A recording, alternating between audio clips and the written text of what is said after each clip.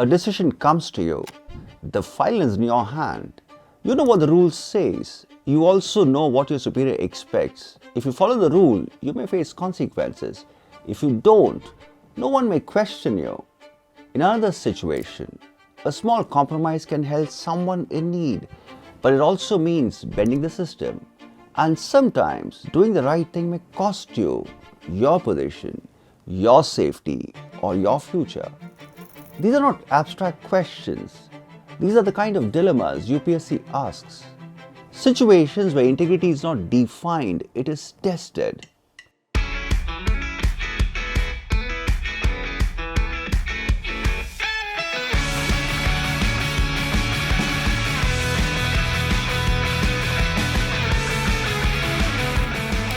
Before we look at different types of integrity case studies, we need to understand what makes a case study an integrity-based case. An integrity case study is not simply about right and wrong, because in most situations, what is right is already known. The rule exists, the standard exists, the expectation is clear, and yet a dilemma arises. Why? Because the situation makes it difficult to act on what is right. If you look at the case studies, over the years, a pattern becomes clear. The challenge is not moral awareness, it is the difficulty of maintaining consistency between what you know and what you do. There is always a disturbing factor in the situation, something that pulls you away from the correct course of action. It may be a personal consequence. A decision may affect your career, your reputation, or your relationships. It may be an external expectation. Someone in authority may expect you to act differently. It may be a situational constraint. The system may not function as it is supposed to, or the environment may reward compromise. Or it may be a moral complication when two values seem to be in tension and the right course of action is not immediately obvious. So difficulty in these cases does not arise because we do not know what is right. It arises because something in the situation makes it easier to do what is convenient and harder to do what is correct. That is what makes a case study an integrity case study.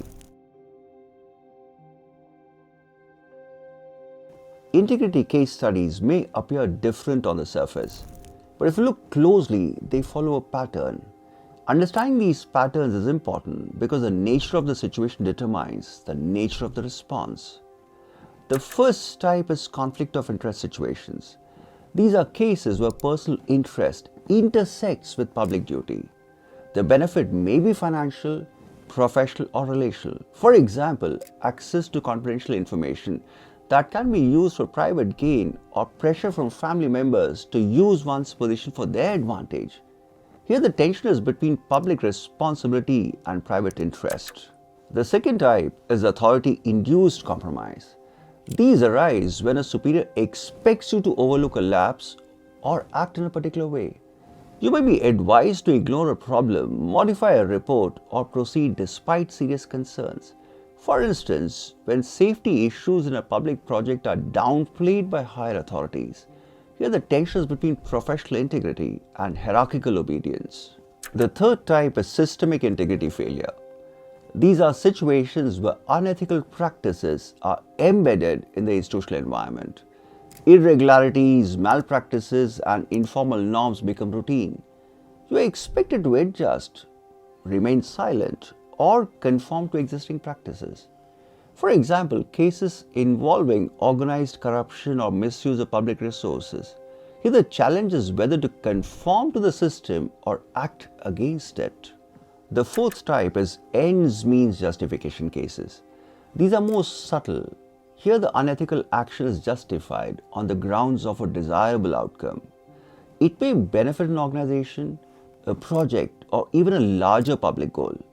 For example, securing a contract through unfair means or overlooking defects to avoid losses. The tension here is between outcomes and ethical process. The fifth type is discretion and boundary cases. These are situations where formal rules exist, but their strict application may produce unjust outcomes.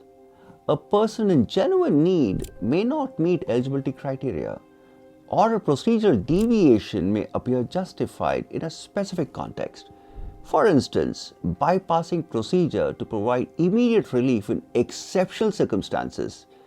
Here the tension is between equity and procedural integrity. The sixth type is integrity under risk. These are cases where acting ethically involves personal or professional cost. The cost may include transfer, career stagnation, harassment, or even physical risk. For example, taking action against powerful interests or exposing wrongdoing in hostile environments. Here, tension is between self-preservation and moral responsibility. These categories may appear distinct, but they share common structure. There's a defensible course of action, and there's a countervailing force that discourages it. That force may take the form of incentive, pressure, normalization, justification, or risk. Understanding the type allows you to identify the precise nature of the ethical challenge. And once the structure of the problem is clear, the response can be reasoned with greater clarity and consistency. Once you understand the type of integrity case, the next question is, how do you respond to it? A good answer is not about stating values, it's about showing what will you do in that specific situation and how you justify it. There are 5 steps you can follow. First, identify the nature of the case. What kind of situation are you dealing with? Is it a conflict of interest, pressure from authority, a systemic issue? Because the nature of the case determines what is at stake. Second, identify the stakeholders. Who is affected by your decision? The public, the institution, specific individuals, and your role as a public functionary.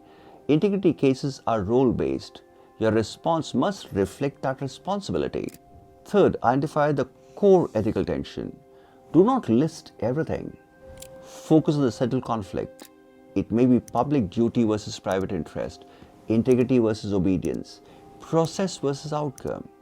Clarity here is essential because without it, the response becomes unfocused. Fourth, evaluate the available options. Do not move directly to a conclusion. Lay out the possible courses of action, including compliance, resistance, or corrective approaches. Then assess them on clear grounds: legality, procedural propriety, fairness to stakeholders, impact on institutional integrity, and long-term consequences. An integrity-based response must be defensible not only personally but institutionally. Fifth, arrive at a reasoned course of action. Your decision should reflect adherence to rules and principles, awareness of consequences, and willingness to take responsibility. In practice, this may involve recording dissent, seeking written instructions, escalating the issue, or acting within law while resisting improper influence. The emphasis is not on appearing ideal, but on acting in a way that is consistent, justifiable, and sustainable in practice. Finally, indicate institutional measures. Integrity cases often point to systemic gaps, so a strong answer goes beyond the immediate situation and suggests how similar issues can be prevented. This may include improving transparency, strengthening accountability mechanisms, clarifying procedures, or reducing discretionary ambiguity. A good integrity case study answer is not emotional and it is not mechanical. It is reasoned and context sensitive. Because in such cases, UPSC is not testing whether you know what integrity is. It is testing whether you can act with integrity when the situation becomes difficult. In integrity case studies, you're not expected to write theoretical essays, but you're expected to show that your decision is grounded in a coherent way of thinking. Because integrity is not just a value, it's a form of reasoning. If you look closely, most integrity cases involve conflict between principles, consequences, and pressures. And different ethical frameworks help you examine these conflicts more clearly. The first is a duty-based approach. As Immanuel Kant argued, an action is right not because of its outcome, but because it follows a principle that can be justified universally. In integrity cases, this means rules, procedures, and standards cannot be set aside merely because doing so is convenient. This is particularly relevant in cases involving conflict of interest, misuse of position, or pressure from authority. The question here is not will this work, but can this be justified as a rule for everyone? The second is a consequence-sensitive approach. Public decisions do not operate in isolation. They shape institutions, affect trust, and influence behavior. Here, Max Weber makes an important distinction between an ethic of conviction and an ethic of responsibility. Acting with integrity does not mean ignoring consequences. It means recognizing that your decision must be accountable for its effects, especially on institutional credibility and public trust. This becomes critical in systemic cases and high-stakes decisions. The third is a virtue-based perspective. Integrity is not only about following rules or calculating outcomes, it is also about consistency of character. As Aristotle argued, ethical conduct is shaped by habit, by the kind of person one becomes through repeated action. In administrative terms, this translates into reliability and credibility. An officer who acts with integrity in one situation must be expected to similarly act in another as well. These frameworks do not operate separately. In most integrity cases, a sound response draws on all three. Principles provide direction, consequences provide context, character ensures consistency. So instead of using multiple quotations, focus on clear reasoning. Show that your decision respects principles, considers consequences, and reflects consistency. Because in the end, what UPSC evaluates is not familiarity with thinkers, but the ability to use these frameworks to justify a decision under pressure. Before we conclude, it is important to understand where most answers go wrong. The first mistake is treating integrity as a definition, explaining honesty, uprightness, or moral values without engaging with the situation. Integrity case studies do not ask what integrity means. They ask how will you act when integrity is tested. The second mistake is ignoring the source of difficulty. Every integrity case contains a constraint, pressure, incentive, risk, or justification. Many answers identify the right action but do not explain what makes it difficult. Without that, the response remains superficial. The third mistake is jumping to a conclusion. Writing the final answer without examining the available options. A good response must show that alternatives were considered and rejected for valid reasons.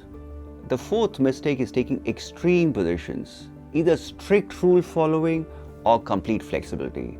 But most integrity cases do not demand extremes. They require a response that is principled, proportionate, and defensible. The fifth mistake is ignoring institutional impact.